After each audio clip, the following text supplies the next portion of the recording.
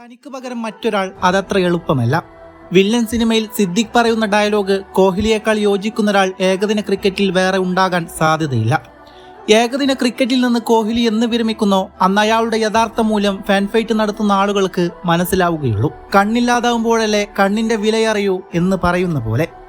Corona അപഹരിച്ച 2 വർഷം കോഹ്ലിയുടെ കരിയറിൽ നിന്ന് നഷ്ടപ്പെട്ടിട്ടില്ലായിരുന്നുവെങ്കിൽ അയാളുടെ ഏകദിന കരിയർ കൊടുമുടിയുടെ ശിഖരം തൊട്ടേനെ. ആ 2 വർഷം കോഹ്ലിയുടെ മാത്രം നഷ്ടമല്ല, ഓരോ ക്രിക്കറ്റ് ആരാധകന്റേതും കൂടിയാണ്. അയാളിലെ ക്രിക്കറ്റ് ഇനിയും ഒരുപാട് ബാക്കിയുണ്ട്. ക്രിക്കറ്റ് മേലാളന്മാർ തരം താണ പൊളിറ്റിക്സ് കളിച്ച് അത് തകർക്കാതിരുന്നാൽ മാത്രം മതി. ഇന്ത്യയും ദക്ഷിണാഫ്രിക്കയും തമ്മിൽ നടന്ന 2ാം ഏകദിന മത്സരത്തിൽ ഇന്ത്യയുടെ റൺ മെഷീൻ വിരാട് കോഹ്ലി തന്റെ ഏകദിന കരിയറിലെ 53ാം സെഞ്ചുറി നേടി. ഇന്നിതാ ഇന്ത്യയും ദക്ഷിണാഫ്രിക്കയും ഏറ്റുമുട്ടിയ 3ാം ഏകദിന മത്സരത്തിലും അയാൾ 50 നേടുന്നുണ്ട്. ഇയാളിതെങ്ങോട്ടാണ് പോകുന്നത്? സാധാരണ ഒരു ഫോർമാറ്റിൽ 50 സെഞ്ചുറി എന്നൊക്കെ പറയുന്നത് എളുപ്പമുള്ള കാര്യമേയല്ല. അന്ന് സച്ചിൻ ടെസ്റ്റിൽ 50 സെഞ്ചുറി കുറിച്ചപ്പോൾ എന്തോ അത്ഭുതം പോലെയാണ് നോക്കിക്കണ്ടത്. ഏകദിനത്തിൽ സച്ചിന് കഴിഞ്ഞില്ല, പക്ഷേ വിരാട് കോഹ്ലി അവിടെ എത്തി. 2023 കഴിഞ്ഞപ്പോൾ പണ്ടത്തെ പീക്ക് പെർഫോമൻസ് മാത്രമായിരുന്നു ഓർമ്മയിലുണ്ടായിരുന്നത്. ലോകകപ്പിൽ കിടിലൻ പെർഫോമൻസ് ആണ് അയാൾ കാഴ്ചവെച്ചതെങ്കിലും അതിനെ വിരാട് കോഹ്ലിയുടെ പീക്കായി വിശേഷിപ്പിക്കാൻ ആർക്കും സാധിക്കില്ല. 2016 വർഷമൊക്കെ കണ്ടവർക്ക് എങ്ങനെയാണ് അതിന് സാധിക്കുക? കഴിഞ്ഞ മത്സരത്തിൽ രോഹിതിനും കോഹ്ലിക്കും നേരെ BCCI നിലകൊണ്ട് അവരുടെ ഭാവി എന്താണെന്ന് അറിയാൻ വേണ്ടി മീറ്റിംഗ് നടത്തണം. നല്ല രീതിയിൽ കളിച്ചില്ലെങ്കിൽ പുറത്താക്കും. അതിൽ ഓസ്ട്രേലിയൻ സീരീസിലെ ആദ്യ 2 മത്സരവും ഡെക്കായിരുന്നു. അയാൾ അവസാനിച്ചു എന്ന് പലരും പറഞ്ഞു. പക്ഷേ അവർ അതിനുശേഷം വരാൻ പോകുന്നത് ഇയാളുടെ പീക്കാണെന്ന് അറിഞ്ഞിരുന്നില്ലല്ലോ.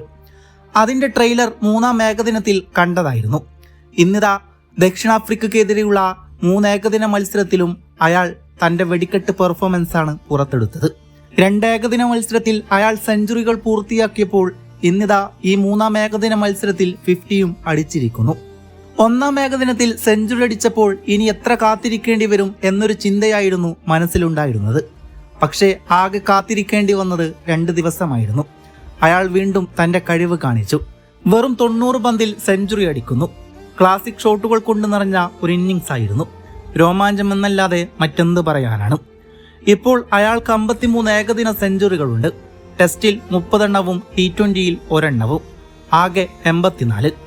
സച്ചിന്റെ റെക്കോർഡിനൊപ്പം എത്താൻ ഇനിയും വേണ്ടത് 16 സെഞ്ചുറികൾ മാത്രമാണ്. എളുപ്പമല്ല എന്നറിയാം, പക്ഷേ ഇപ്പോൾ എന്തൊക്കെ പ്രതീക്ഷകൾ വരികയാണ്. ഈയൊരു മാജിക് തുടർന്നാൽ 40ഓ 50ഓ ഇന്നിങ്സുകളിൽ നിന്ന് അയാൾക്കത് എത്തിപ്പിടിക്കാൻ സാധിച്ചേക്കും. അപ്പോഴും ഓർക്കണം, വെറും ഒരൊറ്റ ഫോർമാറ്റ് കളിച്ചിട്ടാണ് ഇതൊക്കെയെന്ന്. നിങ്ങൾ ഒന്ന് ആലോചിക്കണം. നിങ്ങളൊരു 300 വട്ടം കളിക്കാനിറങ്ങി അതിൽ 53 വട്ടവും നിങ്ങൾ സെഞ്ചുറി അടിക്കുന്നു.